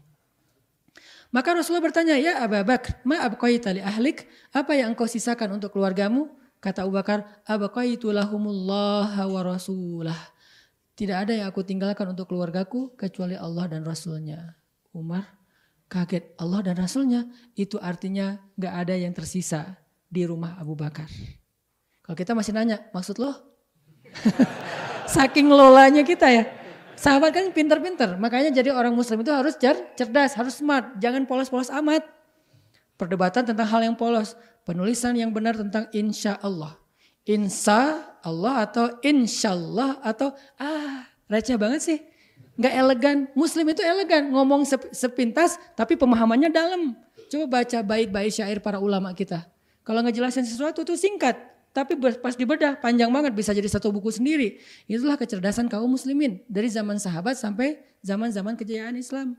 Sehingga ketika Abu Bakar mengatakan, abaqaitu lahumullah wa rasulah, aku tinggalkan untuk keluargaku Allah dan Rasul, itu udah jelas maksudnya gak ada yang tersisa di rumah Abu Bakar kecuali yakin kepada Allah dan taat kepada Rasul. Umar mengatakan, la usabiquka ala syai'in abada ya Abu Bakar. Aku gak bisa ngalahin kamu wahai Abu Bakar dalam hal apapun di antara kebaikan.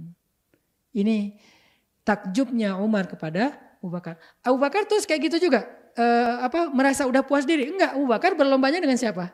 Dengan Rasul. Yang pernah saya cerita juga. Nanya ke anaknya, putrinya. Yang itu istrinya Rasulullah sendiri. Karena yang paling tahu Abu Bakar dan paling tahu Rasulullah. Dia sebagai anaknya Abu Bakar, istrinya Rasulullah. Ya Aisyah. Wahai anakku Aisyah. Kamu kan bisa ngebandingin amalan Rasulullah sama amalan ayah nih. Kira-kira ada amalan Rasulullah apa yang ayah belum lakuin? Dipikir-pikir sama Aisyah. Artinya kan udah hampir semua dilakuin tuh. Kalau kita gak perlu mikir banyak. Kalau Aisyah kan mikir apa ya. Berarti kan Abu Bakar hampir sama Rasulullah. Sampai Aisyah aja harus mikir kan.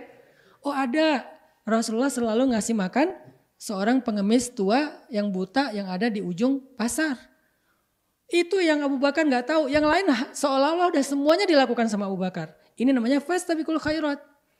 Walaupun pada akhirnya Abu Bakar juga sadar gak akan pernah bisa ngalahin Rasulullah. Setidaknya dalam urusan kelembutan dan kasih sayangnya Rasul. Walaupun sama-sama ngasih makan, beda lembutnya. Abu Bakar gak di rotinya gak direndam dulu, gak dihancurin dulu, langsung ngasih aja sampai orang keselak. Rasulullah rotinya karena ini orang tua udah ompong, ya direndam dulu sama air, dihancurin yang lembut, dikasih madu, disuapin sama orangnya tinggal telan. Abu Bakar, Pak ini. Orangnya, oh, kamu siapa? Saya orang yang biasa. Enggak, beda. Apa bedanya? Orang yang sebelum kamu itu lembut. Dia kalau ngasih itu rotinya udah hancur, udah lembut. Saya tinggal nelen. Kamu. Tahu nggak siapa bapak orang yang biasa itu? Orang yang biasa itu adalah Rasulullah. Baru orang yang nangis karena selama ini orang itu ternyata selalu mencela orang yang di depannya yang ngasih dia makan. Coba bayangin kita digituin. Udah dicampur macam-macam ya. Ya ini Pak, silakan Pak, mudah-mudahan tenang di alam sana. Karena kita sebel kan, Rasulullah kan gak gitu. Ternyata Abu Bakar akhirnya paham, oh gak bisa ngalahin Rasulullah, saking istimewanya Rasul. Tapi apakah Abu Bakar mengatakan itu di awal untuk tidak berlomba? Enggak, tahu gak mungkin ngalahin Rasul. Umar tahu gak mungkin ngalahin Abu Bakar. Begitu juga sahabiat tahu gak mungkin ngalahin Sayyidah Khadijah, Sayyidah Aisyah, gak mungkin. Tapi mereka gak bilang itu sebagai sebuah excuse untuk tidak berlomba. Akhirnya mereka bawa setengah harta saya, Abu Bakar bawa sedikit, tapi seluruh hartanya kalah. Semangat lagi dalam beramal soleh dan seterusnya kayak gitu. Nah kemudian contoh yang lain adalah suatu hari Rasulullah SAW sedang duduk bersama dengan para sahabat nih pagi-pagi nih. Inilah keseharian Nabi. Nabi itu gak banyak ceramah teman-teman. Jarang ada tablik akbar di zaman Nabi itu jarang. Apalagi sampai full 1 tahun tabligh akbar keliling Hijaz. Jadwal tabligh akbar Rasul sudah penuh. Kalau mau waiting list tahun depan hubungi manajemen Rasulullah. Nggak ada. Terus Nabi ngapain? Dakwah Nabi itu daily life. Sehari-hari beliau tuh ya dakwah semua. Nggak ada khusus di majelis ilmu doang gitu. Jadi jangan sampai kita memahami bahwa yang namanya dakwah itu gini nih. Dakwah kayak gini hanya salah satu instrumen dalam dakwah. Dakwah yang real adalah yang ada di dalam kehidupan kita sehari-hari bahkan di luar masjid. Apa dampak kita terhadap lingkungan? Itu dakwahnya. Nabi lagi nongkrong barengan sahabat nanya, "Man asbaha minkumul yauma shaiman?" Siapa di antara kalian yang pagi ini sudah berpuasa, dalam keadaan berpuasa? Sahabat berdiri, salah satunya Abu Bakar mengatakan, "Ana ya Rasulullah." Yang lain juga bilang, "Ana ya Rasulullah." Kemudian Nabi nanya lagi, "Faman tabi'a minkumul yauma janazatan?" Siapa yang hari ini sudah mengikuti jenazah, mengiringi jenazah, ngangkut jenazah, kemudian menguburkan jenazah. Sahabat gantian yang berdiri, tapi ada satu orang yang berdiri lagi yaitu Abu Bakar mengatakan, "Ana ya Rasulullah."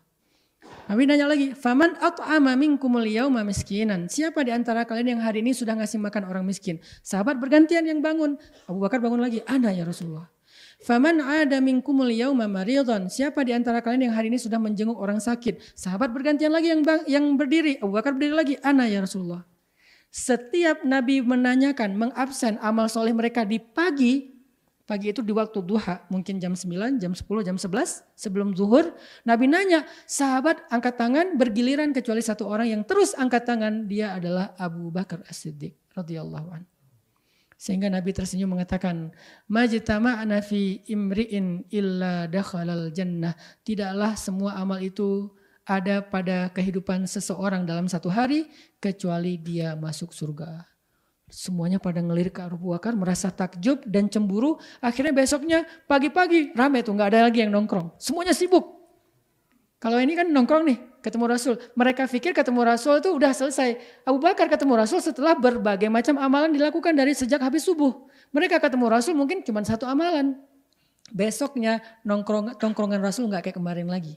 Udah pada sibuk, wah heboh sahabat, habis subuh udah keluar masjid, wah amal solehnya macam-macam, mana jenazah, mana orang mana orang sakit, mana orang miskin, wah heboh lah. Mereka nyari apa, jenazah, nyari orang miskin, nyari orang sakit, kayak kita nyari konsumen, kayak kita nyari objek buat bisnis. Mereka nyari mana jenazah, mana orang sakit, mana orang miskin, mana anak yatim. Sibuk sahabat. Kayak gitulah suasana Madinah di zaman Nabi ya teman-teman di pagi hari. Suasana kita hening. Habis subuh pada sakinah. Kalau mereka subuh itu memang nafas gairah subuh itu luar biasa. Makanya Nabi dengan semangat berdoa, "Ya Allah berikanlah keberkahan bagi umatku di waktu pagi." Arti keberkahan di sini tuh banyak amal solehnya. Pagi-pagi itu udah beres. Jadi jam 9, jam 10-nya sahabat udah sekian amal soleh dilakukan. Coba bedakan dengan amal soleh kita di jam yang sama. Mungkin masih jauh. Di sini ada pelajaran harusnya di waktu yang singkat kayak gitu aja kita udah melakukan banyak kebaikan. Itu pelajarannya. Abu Bakar di waktu jam 9, jam 10 pagi udah melakukan sekian banyak kebaikan. Sehingga Nabi mengatakan, "Majtama'na fi imri'in," tidaklah ketemu semua amal itu dalam satu orang dalam satu hari, illa dakhalal jannah, kecuali dia masuk ke dalam surga. Was-sabiquna as-sabiqun. Itulah sahabat. Sullatum minal awwalin. Dulu banyak yang kayak gitu. Wa qalilum minal akhirin. Sekarang sedikit. Dulu sullah di situ bukan sepertiga. Jangan dihitung sepertiga berarti masih ada kesempatan 2/3 nih. Enggak kayak gitu sih hitungannya. Sullah di sini adalah sebuah kode, sebuah simbol. Dulu banyak. Kalau sekarang qalilun, tinggal sedikit. Sekarang yang tersisa yang sullatu minal awalin wa sullatu minal akhirin adalah ashabul yamin, golongan kanan yang beramal soleh. Tapi enggak sebergairah yang sabiqun as-sabiqun. Mereka juga masuk surga tapi beda. Derajat surganya, kenikmatan di dalam surganya, cepat masuk surganya berapa cepat, itu beda. Muncul lagi nanti kisah wasabiqun yang lain, misalnya dikisahkan oleh Anas bin Malik dalam sebuah adegan perang Uhud. Nabi SAW menghunus pedang, kemudian bersabda, "Man ya'khudhu minni hadha?" Siapa yang mau mengambil pedang ini dari tangan aku? Sahabat semuanya, "Ana ya Rasulullah." Rame-rame angkat tangan gitu. Saya ya Rasulullah pengen ngambil pedang dari tangan Nabi karena itu kebaikan. Kemudian Nabi mengatakan, "Faman ya'khudhuhu bihaqqih?" Terus siapa yang mau mengambil pedang ini dan menunaikan haknya? Apa hak pedang itu? Perang. Menebas musuh lebih dulu daripada yang lain. Jadi dia masuk duluan ke tengah-tengah musuh. Turunin tangan satu-satu. Jadi yang tadi, "Oh no ya Rasulullah," kayak, wah gua berani. Wah. Pas kata Nabi, "Faman ya'khudhuhu bihaqqi?" Siapa yang mau menunaikan hak pedang ini? Maka kemudian sahabat mulai menurunkan tangan mereka satu persatu, saling noleh kanan kiri. Muncullah seorang sahabat yang bernama Simak ibnu Kharsyah Abu Dujanah. Dia mengatakan, "Ana akhudhuhu bihaqqi." Aku yang akan menunaikan haknya pedang itu ya Rasulullah. Rasulullah memberikan dengan senyum dan kemudian Simak bin Kharsyah Abu Dujanah ini berangkat menunaikan hak pedang tersebut dan kemudian menyerang kaum musyrikin. Dia mendapatkan doa Nabi. Dia termasuk yang sabiquna fil jannah, yang mendahului yang lain dalam surga. Kisah yang kedua tentang masalah berlomba-lomba itu juga terjadi sama sahabat dalam perang Uhud, namanya Amr bin Jamuh. Mungkin sebagian teman-teman pernah dengar nama ini, Amr bin Jamuh. Amr bin Jamuh ini udah tua banget, terus kakinya pincang. Artinya nggak bisa jalan cepat apalagi lari. Dan mereka bukan sedang dalam kegiatan mau Car Free Day. Mereka bukan lagi mau ke mall. Kita kadang-kadang bawa orang tua ke mall juga kayak mikir-mikir ya. Nanti kapan beresnya, turun dari mobil pelan-pelan, masuk ke lobi mall pelan-pelan, mau naik tangga gak bisa, harus nunggu liftnya ngantri, kan gitu kan? Mikirin orang tua ke mall, apalagi mikirin orang tua ke Car Free Day, mikirin ke lapangan mau olahraga, susah bawa orang tua. Ini bukan Car Free Day, bukan olahraga, bukan mall, ini mau perang Uhud. Amr bin Jamuh punya anak laki-laki 4 yang juga ikut berperang dalam perang Uhud. Dia bilang ke Rasulullah, "Saya ingin ikut berjihad bersama Rasulullah." Anaknya ngumpul sama ayahnya bilang, "Ayah, biar kami wakili ayah. Ayah gak usah ikut. Ayah kan gak mampu. Kaki ayah pincang. Ayah udah kakek-kakek. Gak perlu juga untuk berjihad karena ayah dianggap orang yang punya uzur. Biar kami yang mewakili ayah." Apa kata Amr bin Jamuh? "Kalian pikir cuman kalian yang pengen masuk surga lebih dulu? Kalau kalian berangkat, kalian syahid, kalian masuk surga lebih dulu daripada ayah. Ayah nganggur di dunia." Bahasa dia, apakah ayah akan tua dalam keadaan tidak ngapa-ngapain? Bahasa kita, nganggur di sini sendiri, kalian masuk surga duluan. Enak aja kata Amr bin Jamuh, "Ayah jangan ikut," ditahan-tahan sama anaknya. Akhirnya dia ngadu ke Rasulullah, "Ya Rasulullah, anak saya menahan saya dari untuk masuk surga." "Kaifa dzalik? Gimana maksud kamu wahai Amr bin Jamuh? Saya pengen berjihad, pengen membela agama Allah, pengen membela negara Islam, malah ditahan-tahan sama anak saya dengan alasan kaki saya pincang. Emangnya yang masuk surga hanya yang sehat-sehat aja?" Wah, luar biasa nih semangatnya. Akhirnya Rasulullah mengizinkan beliau dan beliau mendapatkan apa yang beliau inginkan, syahid di dalam perang Uhud. Terkenallah Amr bin Jamuh sebagai salah satu di antara thullatum minal awwalin, orang yang wassabiqunas sabiqun. Dalam konteks sekarang, alhamdulillah. Kenapa saya bilang alhamdulillah gak ada perang di Indonesia? Karena kalau ada perang belum tentu kita sanggup kan? Jangan merasa, "Kok alhamdulillah sih Ustaz, saya kan pengen berjihad." Bentar dulu. Sebelum berjihad tanya dulu, sholat berjamaah di masjid udah konsisten belum? Gak usah jauh-jauh jihad perang segala macam ya. Sholat di masjid. Kalau sakit kita beralasan gak? Hujan, gak enak badan, baru pulang kerja, mau keluar lagi habis ini, ada Zoom, ada segala macam ya. Kan di dunia dalam urusan sholat berjamaah aja kita udah banyak uzur loh. Gimana mau perang? Jadi gak usah yang aneh-aneh dulu deh. Karena bisa jadi kita termasuk orang yang na'udzubillah la taqulu ma la taf'alun. Janganlah kalian mengatakan yang kalian sendiri gak sanggup nanti ketika Allah turunkan perintahnya. Jangan macam-macam. Udah sholat berjamaah dulu. Terus naik lagi levelnya. Setelah sholat berjamaah apa? Dakwah. Udah mau belum terlibat dalam dakwah? Jangan-jangan kita ashabul a'adzar. Orang yang banyak excuse. Ustadz maaf gak bisa ikut. Ustadz maaf gak bisa join. Insya Allah saya ikut mendoakan. Insya Allah saya support di lain waktu. Itu aja udah banyak uzur. Padahal disuruh berdakwah. Yang gak perlu berkorban dengan harta dan nyawa. Cuman waktu doang mungkin atau tenaga. Kalaupun harta gak sampai kayak Abu Bakar dan Umar. Cuman sebagian kecil. Artinya kalau kita mau belajar dari Amr bin Jamuh. belajar dari Umar bin Khattab, belajar dari sahabat-sahabat yang disebutkan namanya tadi, coba praktekkan dalam konteks kehidupan kita dulu aja. Sebergairah itu enggak kita dalam kebaikan. Mulai dari ibadah sama dakwah. Ibadah, dakwah. Terutama buat laki-laki. Karena kalau perempuan ibadah udah enggak dituntut lagi dakwah. Kalau dia dakwah dia bonus. Laki-laki ibadah enggak mau berdakwah itu ada semacam pertanyaan dari Allah. Bagaimana nasib agama yang diwariskan Nabi kepada kalian?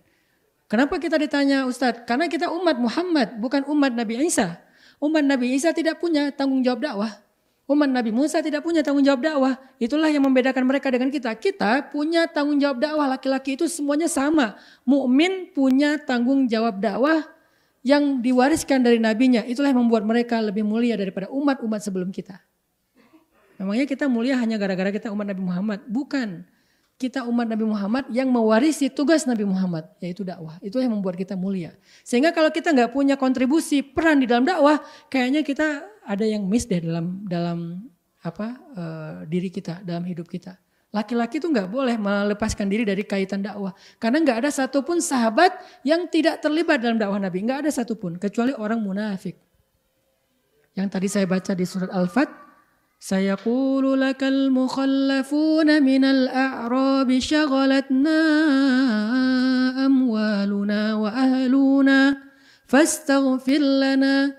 Orang-orang munafik dari Arab Badui berkata kepadamu, kami sedang banyak urusan, kami sibuk dengan harta kami, usaha kami, kerjaan kami, anak kami, keluarga kami ada yang sakit, mintalah ampun kepada Allah untuk kami. Itu namanya ashabul a'zar, orang yang banyak excuse untuk tidak mau terlibat dalam dakwah. Siapa mereka di dalam Al-Quran? Munafikun. Yang bilang amanna tapi tidak mau terlibat.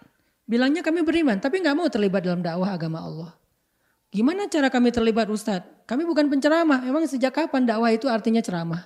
Saya sangat tidak setuju kalau dakwah itu diartikan hanya ceramah. Ceramah cuma salah satu instrumen dakwah yang kecil. Dakwah itu kalau bahasa saya memprogram perubahan, itulah dakwah. Saya jarang ceramah. Di Bandung aja ceramah saya sebulan cuma 2 kali. Yang Rabu malam yang kayak sekarang nih. Ada nggak ceramah saya yang di masjid-masjid yang lain? Nggak ada.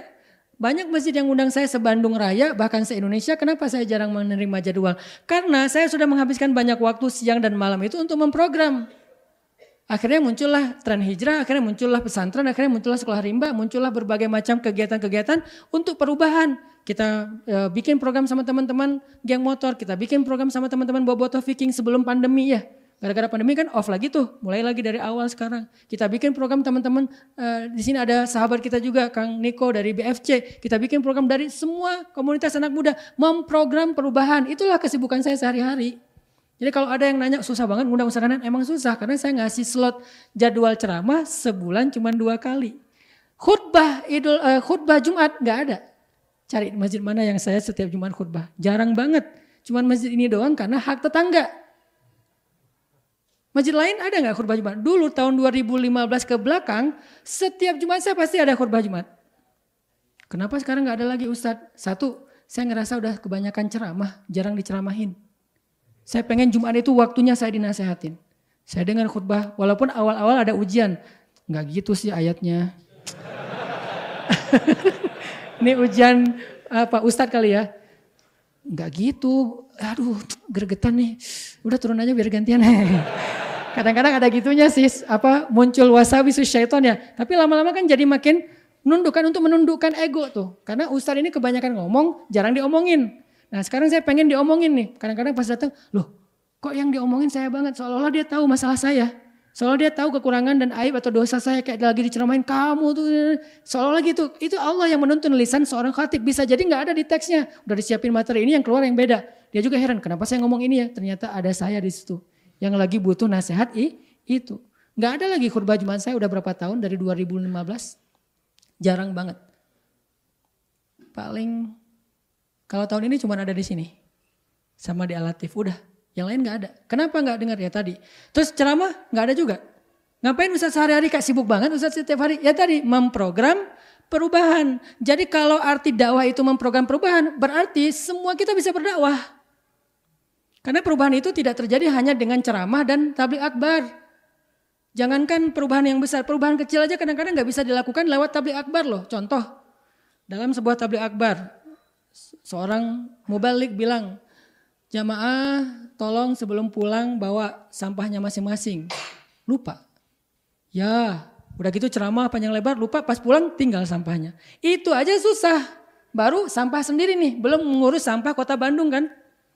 Makanya saya tidak akan mengisi ceramah kecuali ceramah itu ada hubungannya dengan program perubahan. Misalnya kita bikin tabligh akbar yang di dalamnya ada aktivasi program. Kayak dulu waktu di sini pertama kan kita bikin program sedekah sampah kan. Yang insya Allah nanti akan kita lakukan lagi setelah pandemi ini udah beres, kita akan program lagi sedekah sampah. Harus dari masjid. Kenapa? Banyak program-program yang baik tentang sosial lingkungan itu munculnya bukan dari masjid.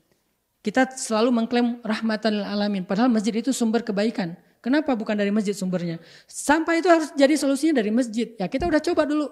Sedekah sampah kita bisa dikonversi lewat kita kasih ke bank sampah. Bisa dapat 6 juta, 3 juta, 5 juta. Dan uang itu kita berikan lagi buat pemulung, buat program dakwah apa segala macam. Nggak akan ke siapa-siapa. Balik lagi untuk masyarakat. Lewat sampah doang kita bisa mengkonversi teman-teman per bulan. Hampir 6 juta loh tiap bulan lewat sampah doang loh. Dan itu baru 2 jenis sampah dulu kan. Plastik sama kardus. Belum 36 jenis sampah seperti di Jepang loh yang kampung zero waste itu. Belum sampah organik yang dikonversi menjadi pupuk segala macam. Kemudian nanti ada farming. Kemudian anak muda yang farming itu bisa memunculkan produk-produk yang organik. Produk organik itu kemudian memunculkan ekonomi yang lebih bagus. Kemudian hasil ekonomi itu dibalikin lagi buat dakwah. Itu memprogram. Sehingga kalau arti dakwah itu memprogram perubahan, kalian semuanya punya peluang yang sama untuk terlibat dalam dakwah dengan skill, potensi, dan interest kalian masing-masing. Saya bagian yang kayak gini, mengkonsep, membangun langkah-langkah strategis, memprogram, tapi saya nggak bisa jalan sendiri. Makanya di Pemuda Hijrah muncullah orang media.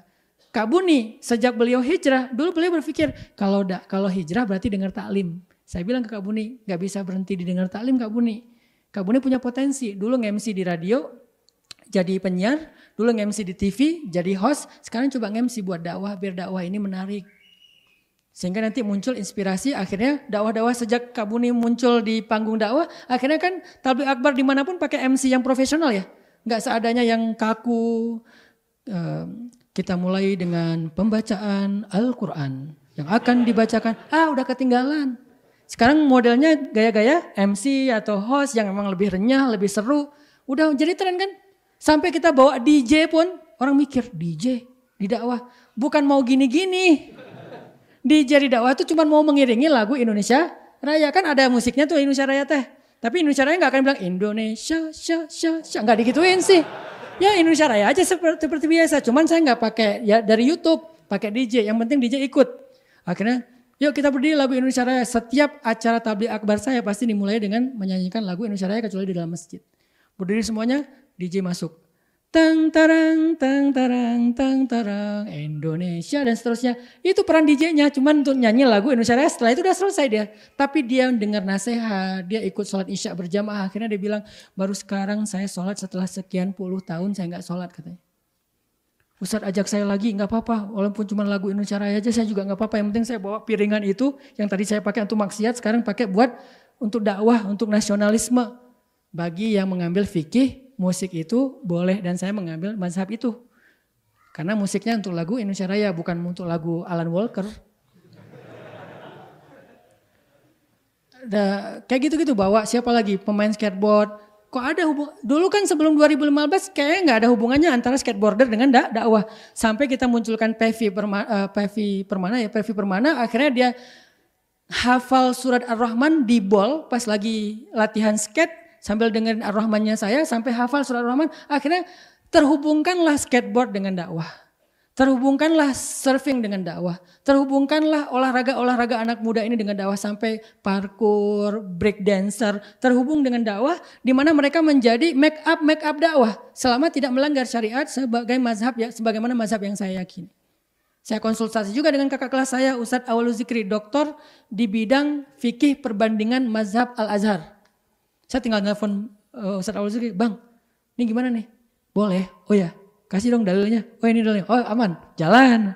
Ada yang ngawal, nggak asal-asal bikin apa yang dibilang di bid'ah, enggak. Di belakang kita juga ada ulama yang expert di bidangnya. Saya nggak expert di bidang fikih, saya lebih fokusnya di bidang dakwah, memprogramming. Mereka kalau mau ngomong dakwah nanya ke saya, Dr. Ustadz Amri Fatmi. Beliau expert di bidang akidah filsafat.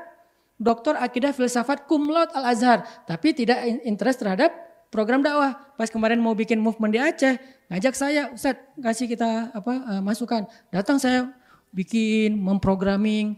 Tabligh akbar cuma 2 kali. Tapi pertemuan untuk memprogramming itu full 3 hari 2 malam tuh. Tidur jam 2 malam. Diposting nggak diposting karena bukan untuk konsumsi publik. Pertemuan bikin program ini cara bikin yang ini coret 3 hari 2 malam beres. Tabligh akbar cuma 2 kali apa 3 kali. Itu yang saya lakukan sehingga yang terlibat dalam dakwah bukan cuma ulama, bukan cuma penceramah, semua teman-teman bisa terlibat dalam dakwah. Sekarang pertanyaannya, ada nggak rasa tanggung jawab itu dalam hati kita? Saya pengen terlibat dalam dakwah. Kenapa? Saya umat Nabi Muhammad. Beda sama umat Nabi yang lain. Umat Nabi yang lain tuntutannya cuman sami'na wa ata'na untuk beribadah. Umat Nabi Muhammad risalah. Itu yang membuat kita lebih dulu masuk surga daripada umat yang lain. Itu yang membuat kita istimewa dan dapat syafaat dibandingkan umat yang lain. Sehingga dakwah apa yang kami bisa lakukan Ustadz? Apapun.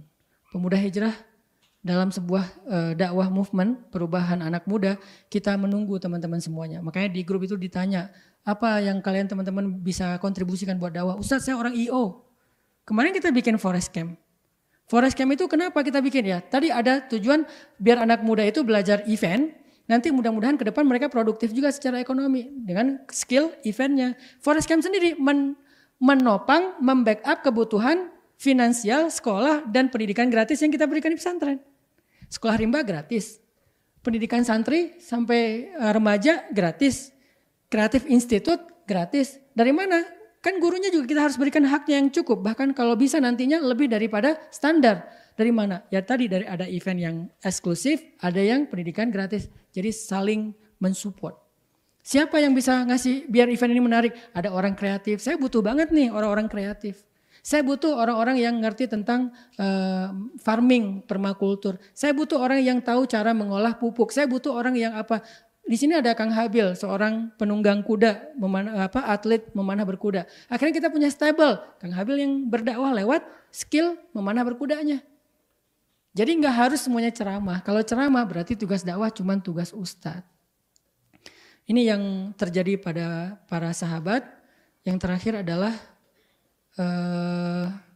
kisah sahabat di dalam sahabat miskin ya, sahabat miskin yang datang kepada Nabi protes kata mereka, ya Rasulullah zahaba ahlud dusuri bil ujur, ya Rasulullah orang kaya borong pahala. Nabi nanya, gimana orang kaya borong pahala? Kata mereka, yusalluna wa kama nusalli, wa yasumuna kama nasum, wa yatasaddaquna wa la natasaddaq, wa ya'tikuna wa la na'tik. Mereka sholat, kami juga sholat. Mereka puasa sebagaimana kami puasa. Tapi mereka sedekah, kami nggak bisa sedekah. Mereka membebaskan budak, kami tidak bisa membebaskan budak. Berarti mereka borong pahala ya Rasul. Protes sahabat-sahabat yang miskin. Akhirnya Nabi bilang, setiap tasbih sedekah, setiap tahmid sedekah, setiap takbir sedekah, tersenyum itu sedekah, memindahkan diri dari jalan sedekah. Itu gara-gara sahabat miskin protes terhadap sahabat kaya. Gara-gara mereka beramal dengan amalan yang orang miskin tidak bisa beramal, yaitu bersedekah. Ada rasa cemburu kayak gitu teman-teman. Mudah-mudahan apa yang tadi kita dengar dari kisah-kisah inspirasinya para sahabat bisa mendorong kita untuk berlomba-lomba dalam kebaikan, meraih derajat sullatun minal awwalin wa qalilun sedikit dari golongan kita yang punya semangat was-sabiqun as-sabiqun.